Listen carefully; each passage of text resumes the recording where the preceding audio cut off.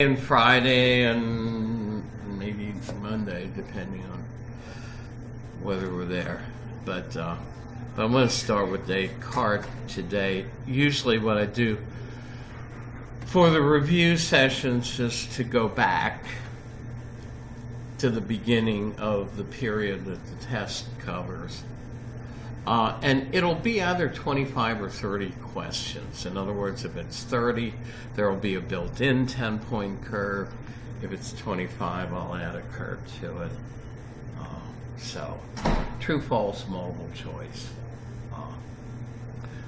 So, we mentioned that, please put your phone away back there. I mean, how many times do I have to say it?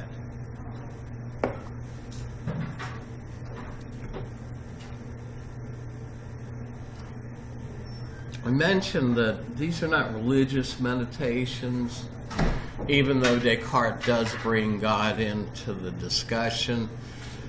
The the actual title of his little book is Meditations on First Philosophy.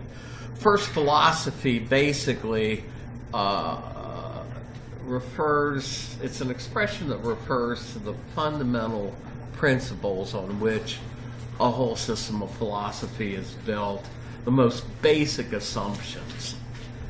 And Descartes thinks by his time that a lot of false and questionable things have seeped into his own beliefs from his culture, from what other philosophers and scientists have said. So he needs to examine his own beliefs because a lot of false and questionable things have crept in, but he's also examining the fundamental statements, the fundamental beliefs on which philosophy and the sciences rest. So what needs to be done to put philosophy and the sciences on firm ground, he thinks, is to find a truth or some absolutely true truths. Statements that are so true that they cannot be doubted, to base, philosophy and the sciences on. Basically to serve as truths on which philosophy and the sciences rest, in the same way that the basic axioms like things equal to the same things or equal to one another, the shortest distance between two lines, 2 points is a straight line,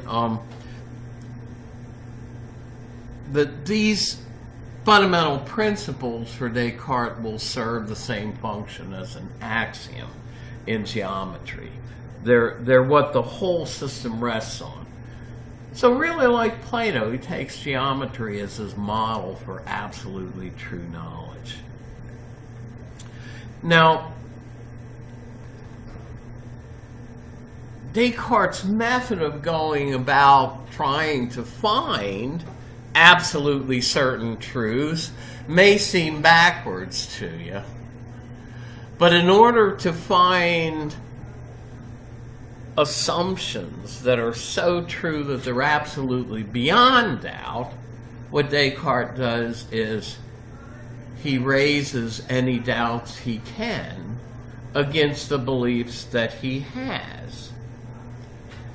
And so he's trying to dig down to some beliefs about which, or at least one fundamental belief about which he cannot raise a doubt.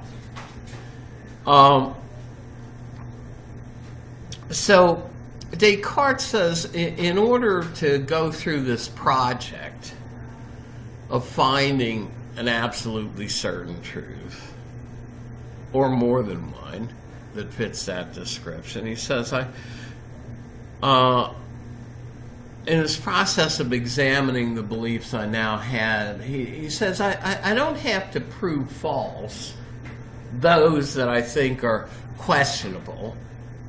He says that would be too much of a project. But he says all I need to do is to raise a doubt about them. And any beliefs about which I can raise even a theoretical doubt, he says, are not going to be absolutely certain and beyond doubt. They're not going to be what I'm looking for. So he uses skeptical arguments to raise doubts about his beliefs, not in order to end in skepticism. Descartes does not want to end up a skeptic, but in order to find some beliefs that are beyond doubt, on which he can rest knowledge in philosophy and the sciences. So he says, again, I don't have to prove my questionable beliefs, those about which I can raise a doubt, false. I just have to raise that doubt. So we're talking about unusual doubt here. Again, his method is sometimes called methodic doubt or hyperbolic doubt. He's using doubt as a theoretical method for getting at absolutely true beliefs that are beyond doubt. So it's not a criticism of Descartes that in Descartes' real everyday life, he didn't doubt that he was in his living room any more than you and I are doubting that we're really on the second floor of Grace Jacobs and that these desks and chairs are real. But Descartes says, even if I can raise a theoretical doubt about a belief or a whole group of beliefs, that's going to be enough. Now, he says there are principles that define groups of beliefs. And so the first category, in other words, he says, I don't need to go through each belief individually, because how many beliefs would that be? Potentially infinite number. But he says, there are some principles that define whole categories of beliefs. And he says, I can raise a doubt about the beliefs in a whole category at one time, and that's what makes this project doable. And so the first beliefs he raises a doubt about, and it shouldn't surprise us since he's a rationalist, are the ones that Plato had problems with, and that's beliefs based on our senses. Remember, for Plato, even truths about what our senses tell us are not real knowledge. It's at best just opinion. Yeah. Mm-hmm. I have a quick question about the review sheet. So I know that in Meditations you can find that on the PowerPoint, but John Locke and George Berkeley, where would I find that in? They're in the empiricism PowerPoint, so you want to look at your syllabus. Oh, and in fact, she raised a point that I may as well mention here. I didn't have a lot of time to put up this stuff. The question pool is from a few years ago, and it covers what we covered, but it does not have 11th edition pages on it. It has 10th edition pages on it. So if you want the 11th edition, they're in your syllabus. So shouldn't be very hard for you in writing your essay to find the correct pages. And then Mill and utilitarianism, that should be in that. There's a separate PowerPoint on utilitarianism. Plus, if you haven't viewed it yet, you might view the video on utilitarianism, which is out there for free online, and the link is in announcements. So the first principle he calls into doubt then is the principle about the beliefs we have via our senses. Now, he knows that there are sometimes that our senses seem to deceive us, right? even in Descartes' day, they knew about optical illusions. They knew about the old bent stick in water thing, where you put a stick or a ruler in water and it looks like it's bent, but then you take it out and you can see it's not really bent. It's an illusion based on the difference between the diffraction coefficient of like light in water versus light in the air. You don't have to say that, but it's my high school physics. And he knew that sometimes our senses can deceive us about stuff in the distance. But he says, look, when I'm sitting in my room and I'm looking around and I see my stove over there and it's got a nice fire going in it, and I'm sitting here in my easy chair, says Descartes, and I'm holding a real piece of paper and I have a real body and hands. He says, what could ever cause me to doubt such seemingly, perfect knowledge, or such seemingly good knowledge is what my senses are telling me about what's going on around me in the room? Because unlike things in the distance or optical illusions, things are very clear. And so this is where Descartes raises what has come to be called his dream conjecture. Descartes says, well, haven't I had vivid dreams where I thought I was in the living room here where I think I am now? And I remember waking up from those dreams and I was really unclothed and I was in my bed. I wasn't in the living room. So he says, well, what if I'm dreaming now? And all this stuff that seems so clear to me and to be such certain knowledge is really just part of a dream. So he uses the dream conjecture then to raise doubts about what our senses tell us. Why the dream conjecture shows ordinary beliefs about what we perceive to be doubtful. Well, he says he thinks it shows us doubtful, that it shows them doubtful because he says there's a problem with distinguishing waking from sleeping. And there's a list of possible essay choices in the pool, and in that list is one that deals with Descartes' claim that we have here that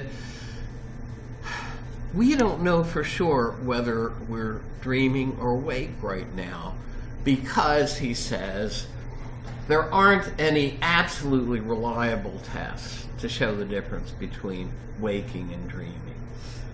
He says, I could say, hey, I'm standing here with my eyes open, so I must be awake and not dreaming. But he says, well, can't you be imagining that you're looking at yourself with your eyes open in a dream and you're still dreaming? I say, well, I can touch my arm and say this is a real arm, real hand. But he says, can't you be dreaming that you do that? Now, I mean, not everybody buys in to Descartes' claim here. John Locke, thought that we could not feel things like pain in dreams.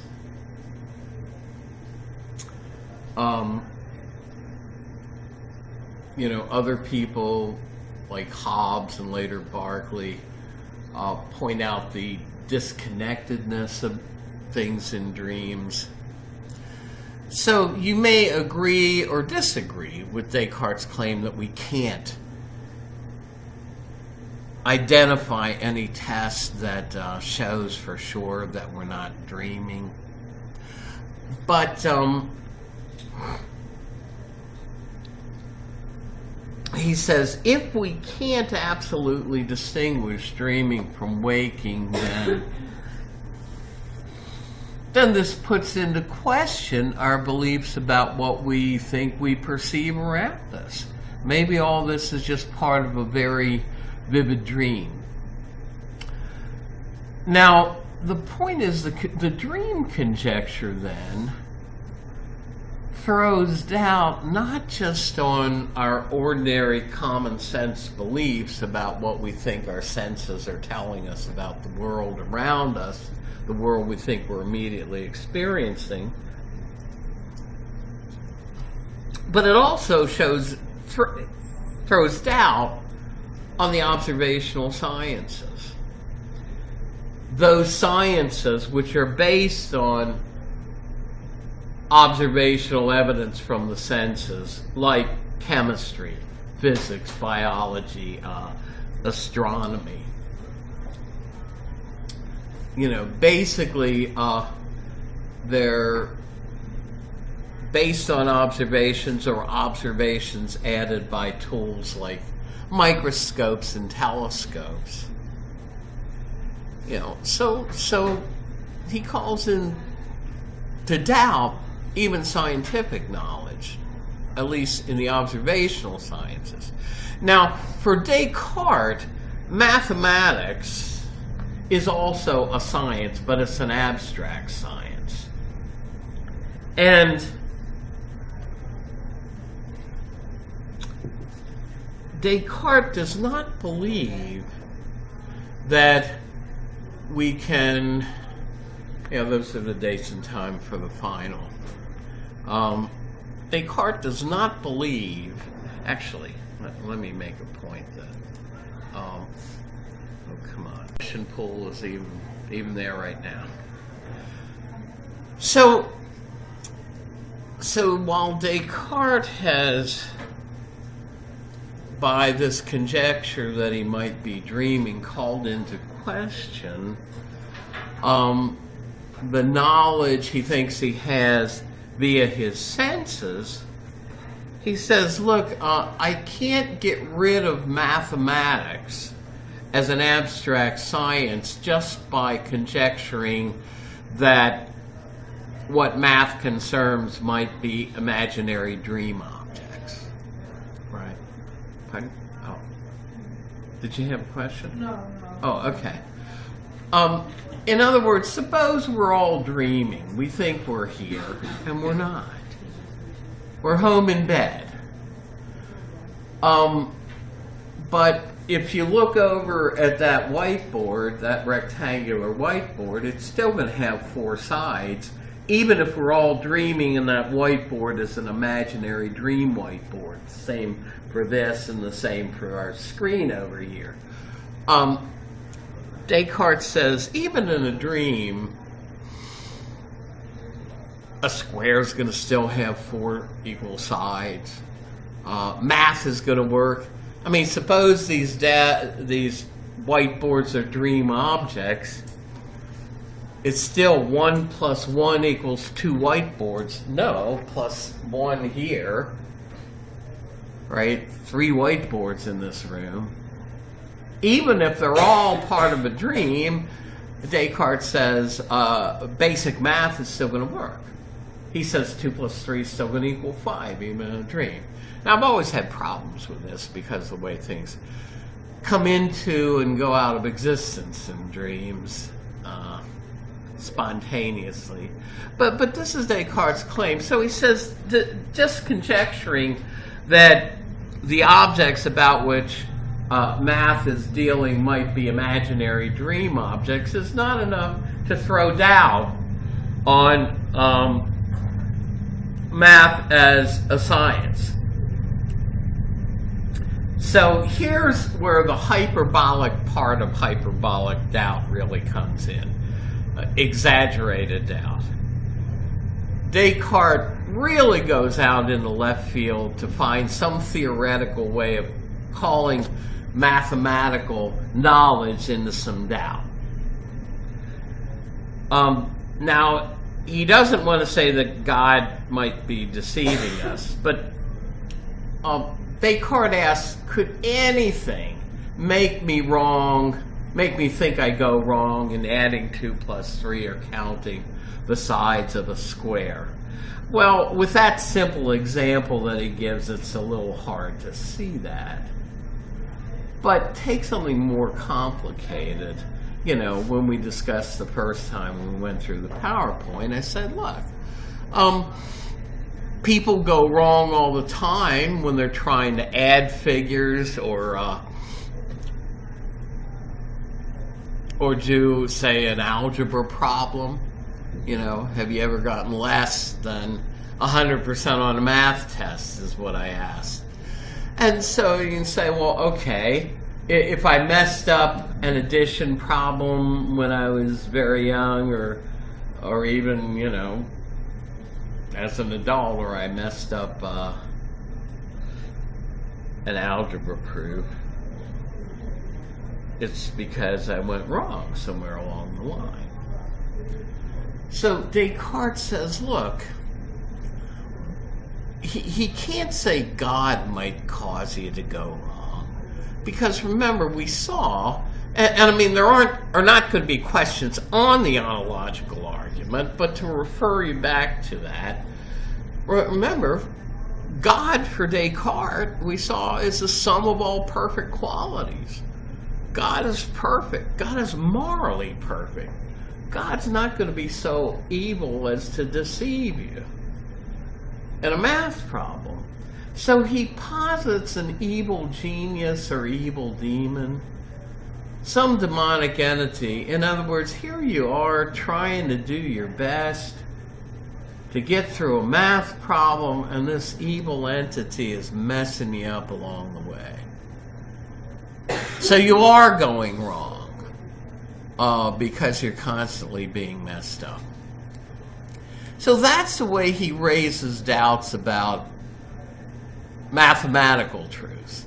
He says, I can at least raise a way out in left field theoretical doubt that it's at least conceivably possible that there's some evil genius messing me up and that I'm not getting it right in my beliefs about mathematics. So he sets those on the side. Now, what survives the conjectures? Well, first of all, if he can find an absolutely true truth, Descartes says this is going to be like Archimedes' fixed point. It's going to be a fixed point of absolutely certain knowledge that I can hang the rest of knowledge on. And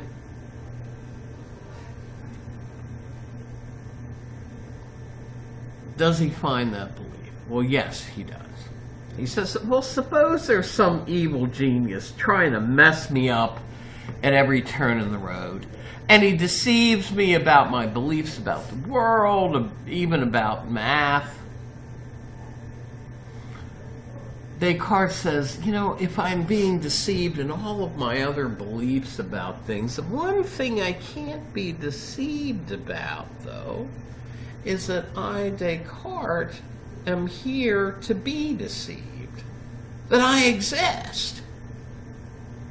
So Descartes says, I can't doubt my own existence. He says, if I'm doubting everything else, you know, that everything around me might be part of a dream and not real, that mathematics may not work because there could be an evil genius out there, and so I'm doubting even my knowledge of math. Descartes says if I'm doubting everything else, the one thing I can't doubt is that I'm here to do the doubting.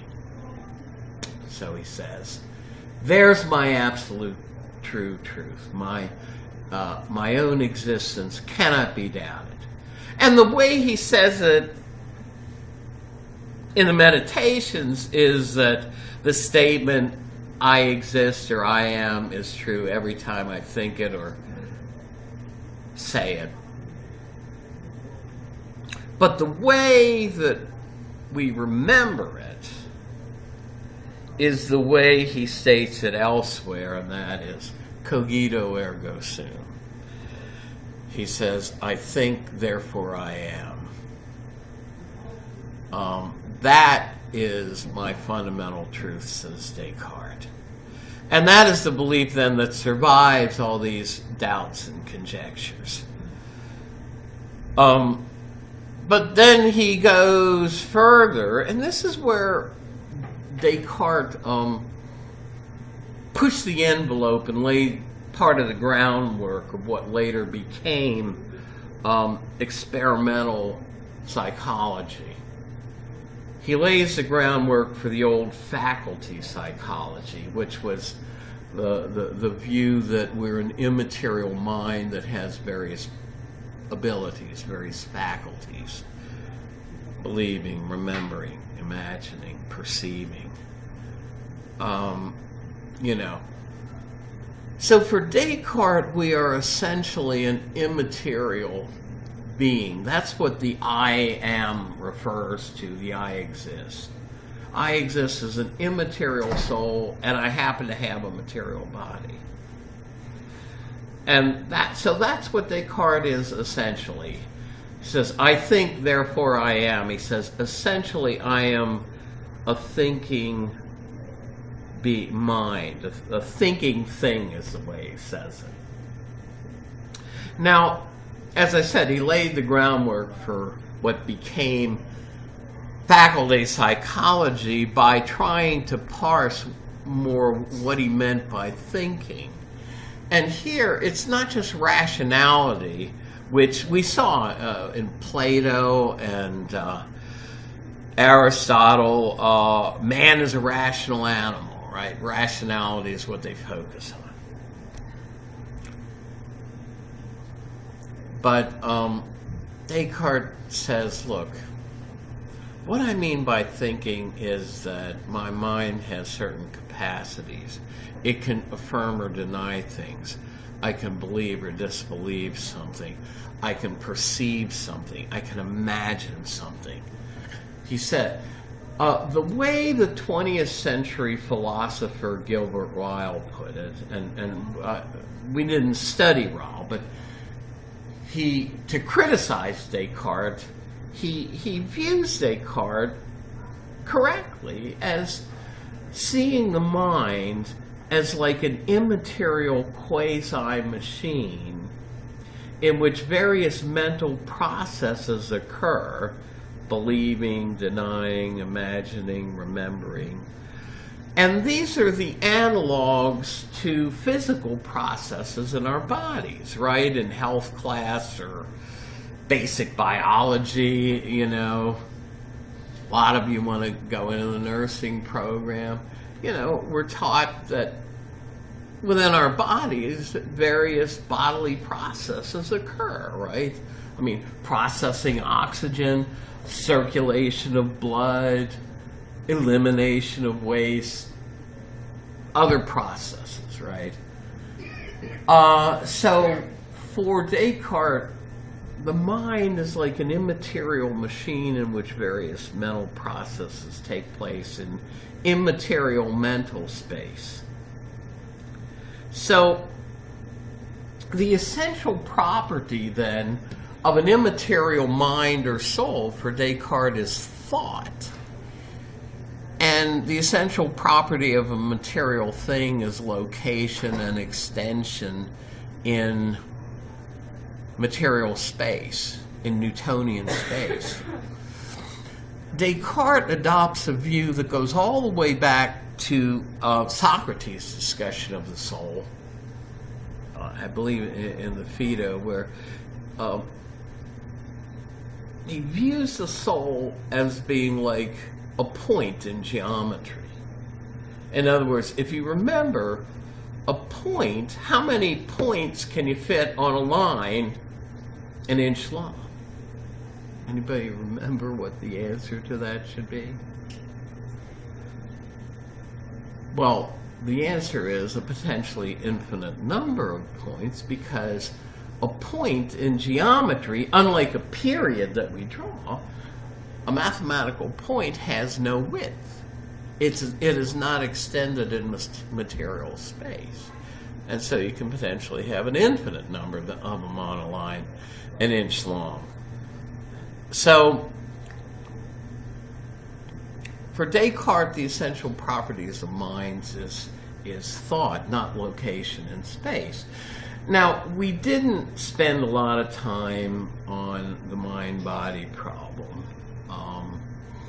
but this is what raises for Descartes' dualism. Dualism, again, is the view that we're a dual entity, an immaterial soul or mind or spirit in a material body. Gilbert Ryle pejoratively called us the ghost in the machine, said that's Descartes' view of us as a human being. But this, even to this day, folks, even though the mind-body problem was raised against Descartes in the 1600s, it's still thrown in the face of anyone, and it might be you, who wants to believe that we are a dual entity, that we have a soul that will survive, an immaterial soul that will survive the death of the body.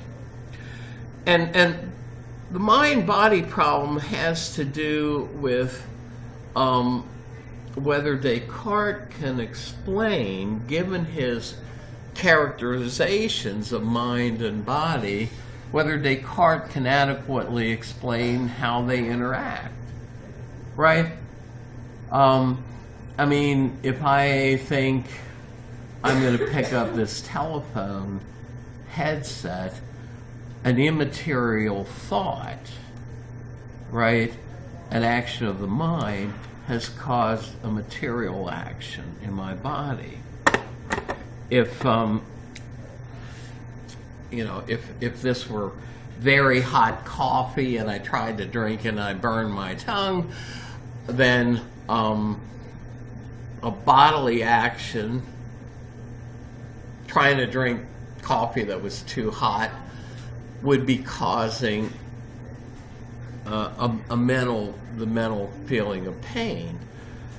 So we think causal interaction between mind and body goes both ways, but how can Descartes defend that, given, for one thing, that Cartesian minds aren't even located in material space? Why is that important? Well, suppose I want to light a match. To cause the match to light, I've got to strike the match on the striker. It wouldn't do me any good if I took the match out of the box of matches and just waved it in the air somewhere. It's not going to light. Causation, causal interaction requires the contiguity of cause and effect. The cue ball has to roll into the 8 ball to cause it to move. But the thing is, Cartesian immaterial minds aren't even located in material space. So how can we explain causal interaction? Now, Descartes tries to do it by speculating that a gland at the base of the brain, the pineal or pineal gland, is the center of causal interaction, the locus of interaction between mind and body. But all this does is kick the problem up a level, because at the end of the day, Descartes has as much of a problem explaining how the immaterial mind, not even located in Newtonian space, can move the material pineal gland as he does in explaining how the immaterial mind can move the rest of the body. So that doesn't solve his problem. Plus, there's no empirical evidence that that's the function of the gland. So people don't accept his solution. So that's the traditional mind-body problem. Why